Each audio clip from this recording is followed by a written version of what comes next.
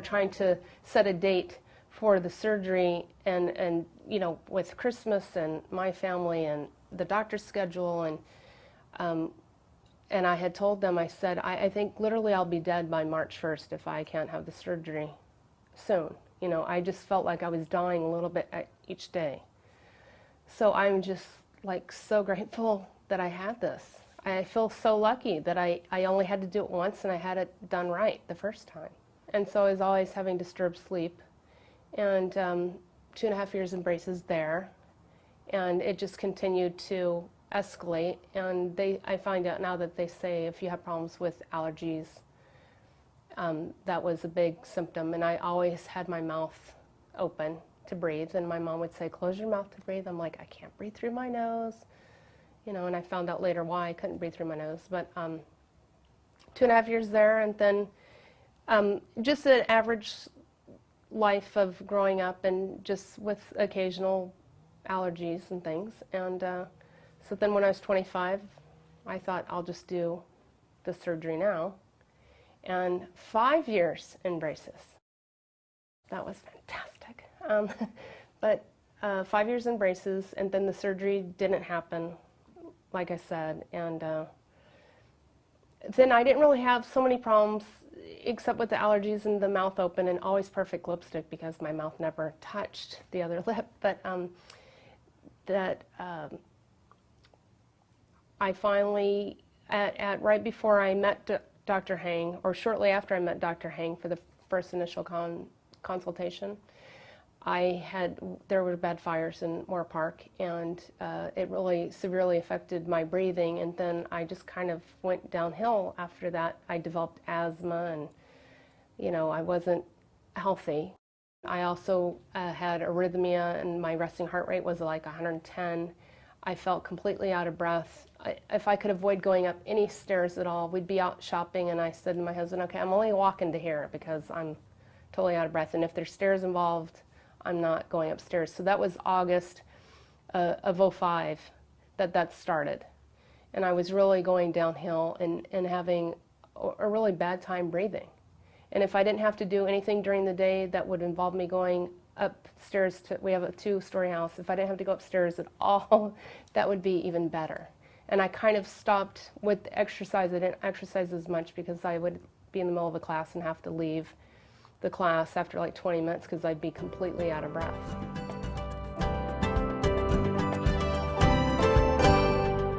Oh, he's totally happy that I'm happy and healthy, and I'm actually rested because I can sleep now. And I would wake up every morning like, oh, I'm so tired. I might as well not have gone to bed because I'm just exhausted. So he's just so thrilled that I'm healthy and I'm back to his old like girlfriend, wife, you know. And he really enjoys that because I don't have to say, wait, let me stop and sit on this bench. You know, because it was ridiculous. I felt like I was a 97-year-old grandma with bad health problems.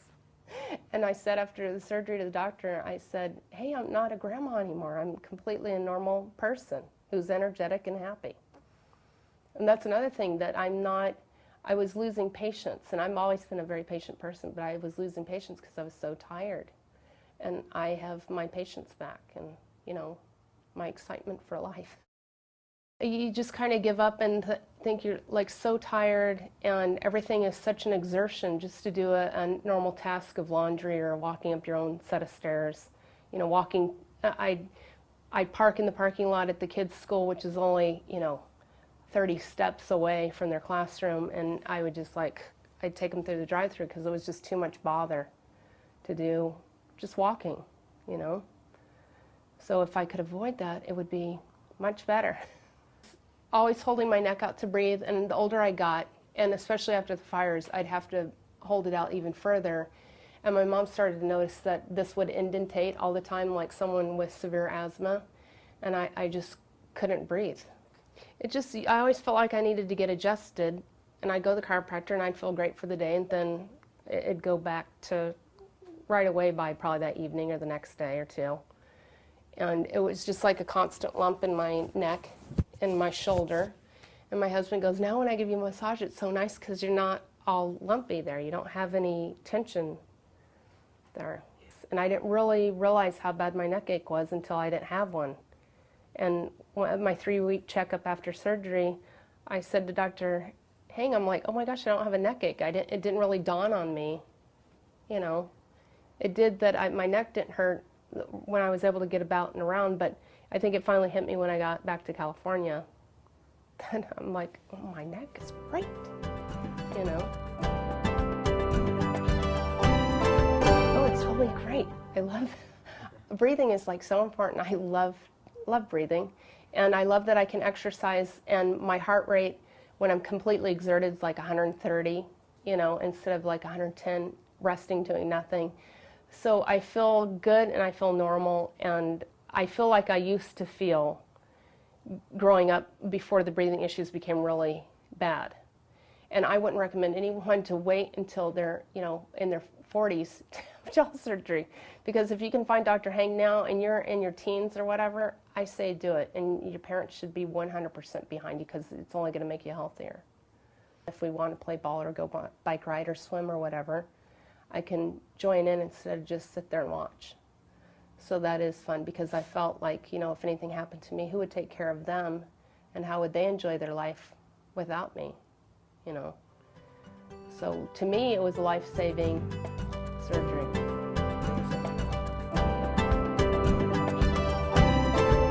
I would absolutely do it, because even if you don't have health issues, eventually they'll catch up to you, and you will have health issues, unfortunately. And I have 2 little boys. One boy has my same situation, and they'll be able to fix it, you know, through orthodontics before he reaches the age of 12.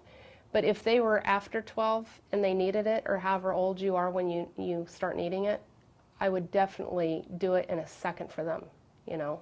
I would do it. That's important to me, that I would do it again if I had to, which I never would have to do it.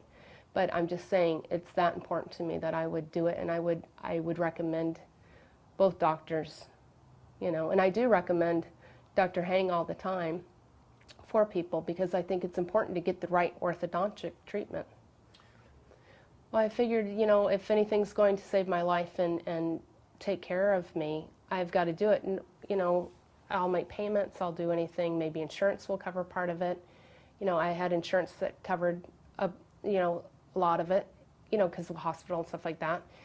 And you just have to do it. I mean, you pay to have a baby, you pay, you know, if your baby's sick, you would take care of your baby in neonatal, and you have to do the same thing for you when you're sick. So, and you've got to take care of yourself.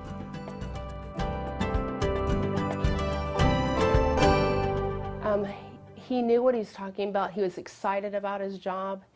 He loved what he did. He completely, any question you had, completely explained everything.